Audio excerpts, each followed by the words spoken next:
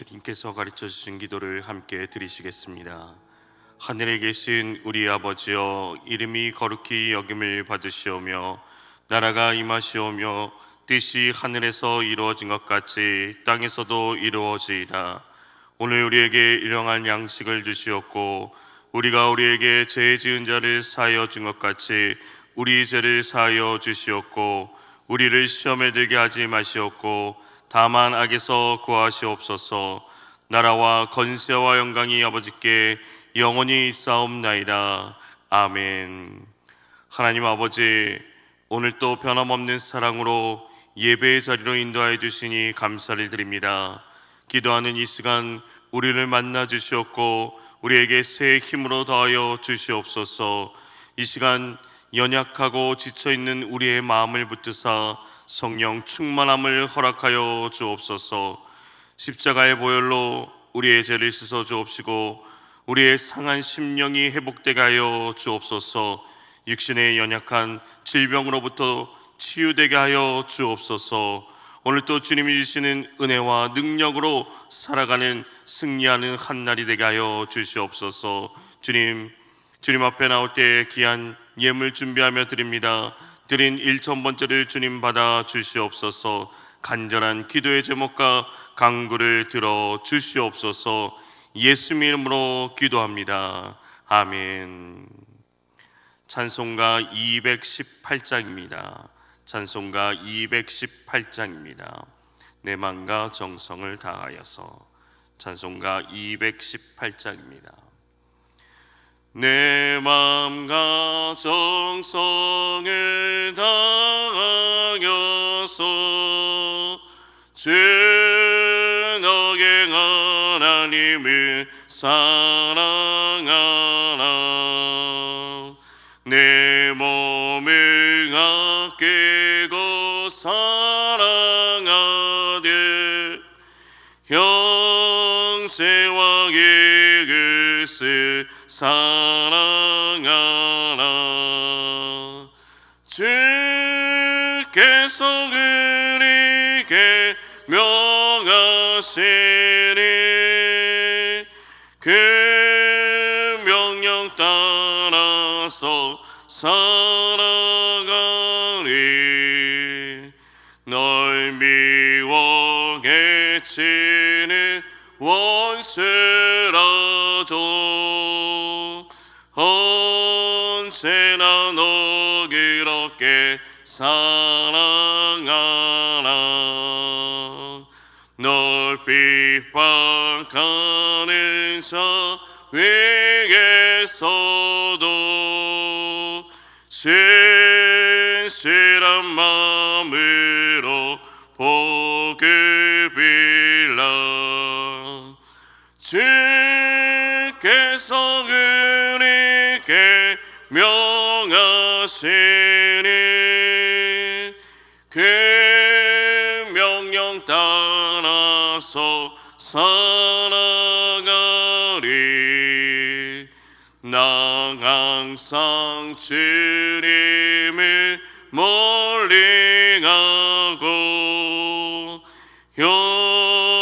형제를 사랑하지 못하였다. 이러한 세계를 사랑하사 주께서 몸버려 죽으셨다. 속죄의 그 사랑 받으니 뭐 내 생명 다 바쳐 증성하리. 내 맘과 정성을 다하여서 주 너의 하나님을 사랑하라. 내 몸을 아끼고 사랑하되 형제와 이웃을 사랑하라.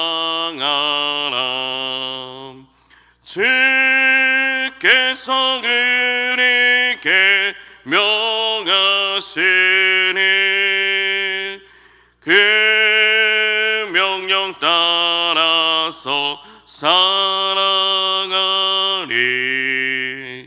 널 미워 개치는 원수라도 언제나 너 그렇게 사랑하라. 널 핍박하는 자 위에서도 신실한 마음으로 복을 빌라. 주께서 우리에게 명하시니 그 명령 따라서 살아가리. 나 항상 주님을 멀리하고 형제를 사랑하지 못하였다. 이러한 세계를 사랑하사 주께서 몸버려 죽으셨다. 속죄의 큰 사랑 받으리모 내 생명 다 바쳐 증송하리.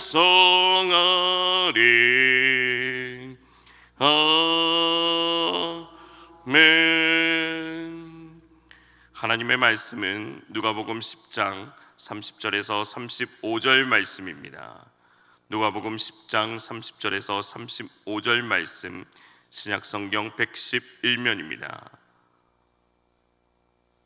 오늘 말씀은 누가복음 10장 30절에서 35절 말씀입니다. 함께 읽겠습니다. 예수께서 대답하여 이르시되 어떤 사람이 예루살렘에서 여리고로 내려가다가 강도를 만나매 강도들이 그 옷을 벗기고 때려 거의 죽은 것을 버리고 갔더라. 마침 한 제사장이 그 길로 내려가다가 그를 보고 피하여 지나가고 또 이와 같이 한 레위인도 그곳에 이르러 그를 보고 피하여 지나가되 어떤 사마리아 사람은 여행하는 중 거기 이르러 그를 보고 불쌍히 여겨 가까이 가서 기름과 포도주를 그 상처에 붓고 싸매고 자기 짐승에 태워 주막으로 데리고 가서 돌보아 주니라. 그 이튿날 그가 주막 주인에게 둘을 내어주며 이르되 이 사람을 돌봐 주라. 비용이 더 들면 내가 돌아올 때 갚으리라 하였으니. 아멘. 오늘 하루도 예수님의 성품을 닮아가는 삶이 되시기를 주님의 이름으로 축원합니다. 양아진 외국인 묘에 최초로 묻힌 사람은 의료 선교사였던 존 헤론이라는 의사입니다. 존 헤론은 29살이라는 나이에 조선에 선교사로 떠나게 됩니다. 1885년 한국에 들어와서 의료 선교를 한 지 한 5년쯤 되었을 때 전염병이 온 한반도를 뒤엎었습니다. 대부분 선교사들이 남한 산성으로 올라가 피하였다가 여름이 지나서 다시 서울로 내려와 선교 활동을 하였지만 그는 올라가지 않고 죽어가는 한국인들을 찾아 사방으로 뛰어다녔습니다. 그러다 결국 자신도 전염병에 걸려 34살의 나이에 세상을 떠나게 됩니다. 존 헤론 선교사는 국적도 신분도 나이도 성별도 상관없이 선교에 힘썼습니다. 그를 비롯하여 이 땅 한반도를 위해 자신의 삶을 온전히 바쳐 헌신했던 여러 선교사님들의 이야기를 들으면 그분들의 사랑과 헌신에 고개가 절로 숙여질 수밖에 없습니다. 그리고 우리 그리스도인들이 어떠한 삶을 살아야 하는지, 어떻게 하나님을 섬기며 이웃을 사랑해야 하는지 깊이 깨닫게 됩니다. 오늘 말씀은 예수님을 시험하기 위해 영생에 관하여 질문한 율법 교사에게 비유로 대답하신 내용입니다. 예루살렘에서 여리고로 가는 길은 약 35km가 됩니다. 예루살렘은 해발 760m나 되는 고원에 위치하고 여리고는 해면보다 250m나 낮은 곳이므로 그 길은 급경사의 길입니다. 또 굴곡이 심하고 길 옆에는 암석들이 많아 도둑들이 자주 출몰하였다고 합니다. 여기에 한 사람이 여행을 하다가 악질적인 강도를 만났습니다. 그 사람의 정체는 밝혀지지 않지만은 자연스럽게 유대인이라는 생각이 듭니다. 길을 가던 이 여행자는 가진 것을 모두 빼앗겼습니다. 심지어 강도들은 그의 옷을 빼앗았고 후환을 없애기 위해 심한 폭행을 가하며 죽을 지경이 된 상태로 내버려두고 떠났습니다. 이때 우연히 제사장과 레위인이 그 길을 지나가게 되는데 그들은 강도 만난 사람을 보고 피하여 지나갔습니다. 이것은 반대길로 돌아가는 것입니다. 의도적으로 도망쳤다는 것입니다. 강도야 빼앗고 버리는 것이 당연한 것입니다. 하지만 그렇게 하지 말아야 할 사람들이 강도 만난 사람을 그냥 지나쳐갔습니다. 그들은 백성의 대표자이기에 백성의 아픔을 살펴야 할 책임을 가진 사람들입니다. 그런데 그들은 그냥 지나치고 말았습니다. 아니, 도망치고 말았습니다. 그들의 신분을 볼 때 이것은 상식밖의 행동이 아닐 수 없습니다. 제사장이 그 자리를 피한 이유가 있을 것입니다. 자기도 강도 때를 만나게 될지 모른다는 두려움 때문일 수도 있습니다. 좋은 쪽으로 생각하여서 성전에서 일하는 제사장으로서 강도 만난 사람이 이미 죽었을 것을 판단하여서 시체를 만져 자기를 더럽히면 안 된다는 율법을 준수하기 위해서였을 수도 있습니다. 하지만 그들은 생사 여부를 확인하려는 최소한의 노력도 하지 않았습니다. 절실히 도움을 필요하는 사람에게 아무런 도움을 주지 않았습니다. 한 사람으로서 또 백성들에게 봉사할 직무를 맡은 제사장으로서 용납할 수 없는 일이었습니다. 레위인 또 제사장처럼 마찬가지로 하나님과 백성에게 봉사하기 위해 성별된 지파였습니다. 레위인들은 제사장보다 지위는 낮지만은 유대의 종교적인 특권층에 속한 사람들인 만큼 모든 사람들의 모범이 되어야 했습니다. 이 레위인은 앞서 지나갔던 이 제사장과는 달리 그에게 다가가서 보기는 했지만 그에게 아무런 도움도 주지 않고 떠나가 버렸습니다. 세상에는 자기 일에 매우 충실한 사람들이 있습니다. 그러나 도무지 다른 사람에게는 관심이 없는 사람들도 많이 있습니다. 다른 사람에게 손해를 끼치지는 않지만 그렇다고 도움이 되는 사람이 아닌 사람들도 있습니다. 자기들끼리만 위하여 살면서 사회라든지 민족이라든지 국가라든지 세계에는 무관심한 사람들이 있습니다. 도와야 할 사람에게, 다가가야 될 사람에게, 위로해 주어야 할 사람에게 무관심한 사람이 있다는 것입니다. 오늘 우리의 교회 안에는 어떻습니까? 교회가 점점 울타리를 치면서 사람들에게 손가락질 받고 있지 않습니까? 예수님이 원하시는 교회의 모습은 이것이 아닙니다. 예수님께서 원하는 교회는 교회를 위한 교회가 아니고 세상으로 나아가는 교회입니다. 오늘 말씀에서는 이제 그들 뒤로 한 사람이 지나가고 있습니다. 어떤 사람이 그 길을 지나가게 되었습니까? 그 사람은 바로 사마리아 사람입니다. 그런데 이 사람은 유대인들의 입장에서 사마리아인들은 결코 좋은 느낌을 주는 사람들이 아니었습니다. 사마리아 사람은 앞에 지나간 제사장이나 레위인과는 감히 비교할 수 없는 사람입니다. 유대인들이 함께 식사하지 않는 것은 물론이고 길거리에서 마주치면 외면하는 사람들이었습니다. 사마리아인과 유대인 사이에는 불신과 편견이 자리 잡고 있었습니다.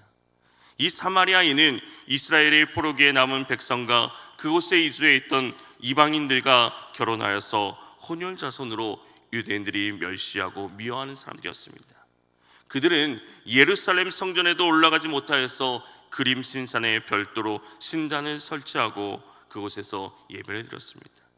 그런데 그들이 업신여기는 이 사마리아 사람이 강도 만난 사람을 보고 왜 이렇게 하고 있습니까?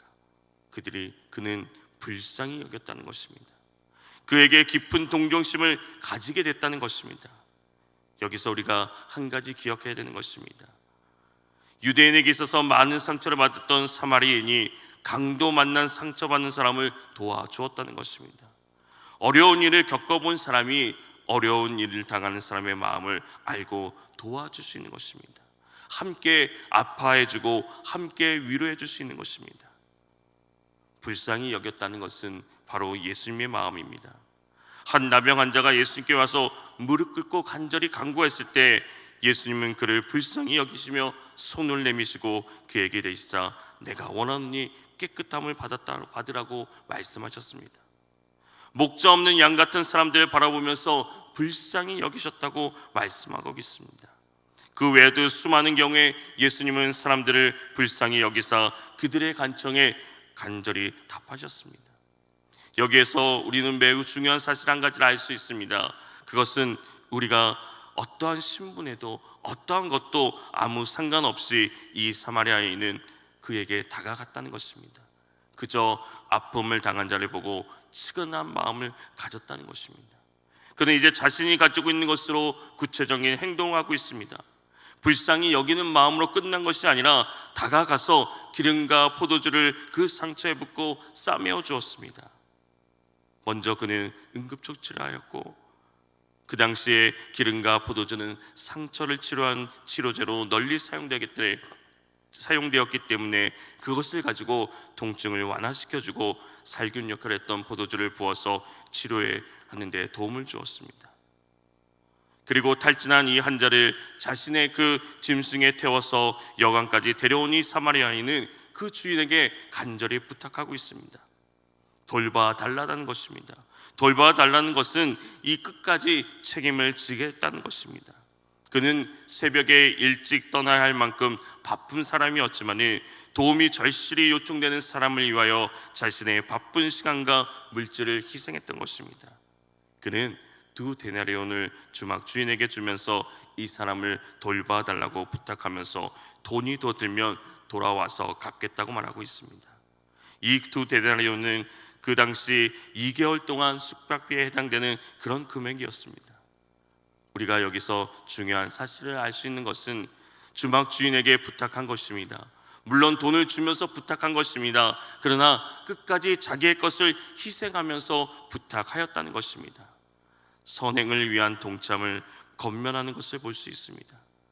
자신이 하고 있는 선한 일에 다른 사람도 함께 하기를 부탁하고 있는 것입니다. 자신의 것을 희생하면서 부탁하고 있습니다. 우리에게 필요한 것도 바로 이것입니다. 이 사마리아인은 완전한 이웃의 사랑을 한 전형적인 모습을 보여주고 있습니다. 그가 공경에 처한 사람을 보고 인종이나 성별이나 나이나 국적이나 신념을 따지지 않았기 때문에 그는 돌봐주되 완전히 회복할 때까지 책임을 지려고 하는 그 모습을 보여주기 때문입니다.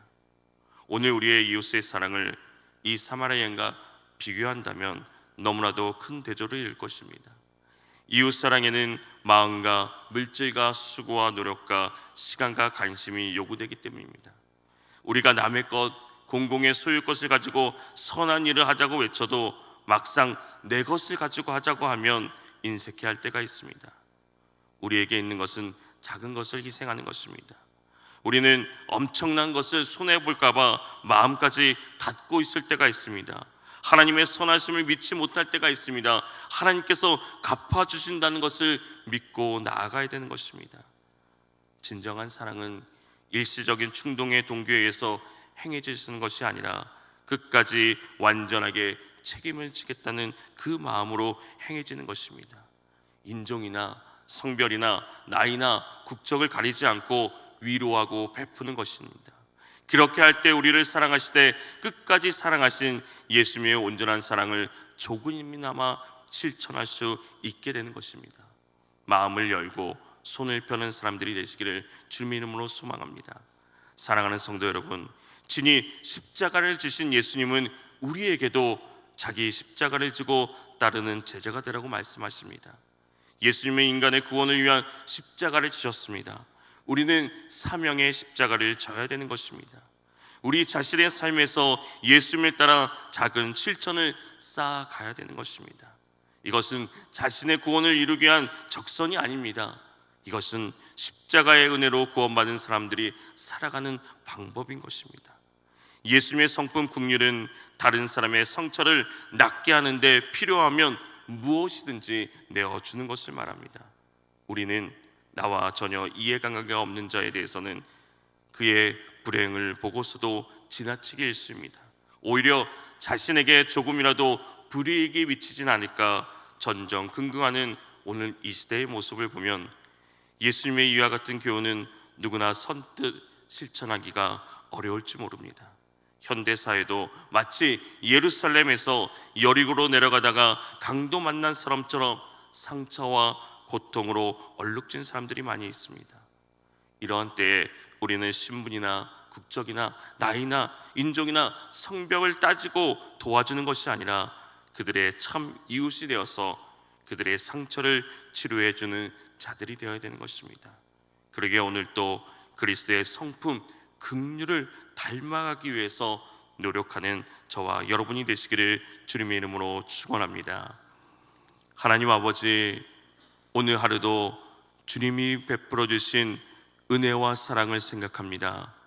갚을 수 없는, 측량할 수 없는 은혜를 주셨음에도 우리는 여전히 인종과 성별과 나이와 국적 등을 따지면서 사랑을 베풀려고 하는 모습을 돌아봅니다.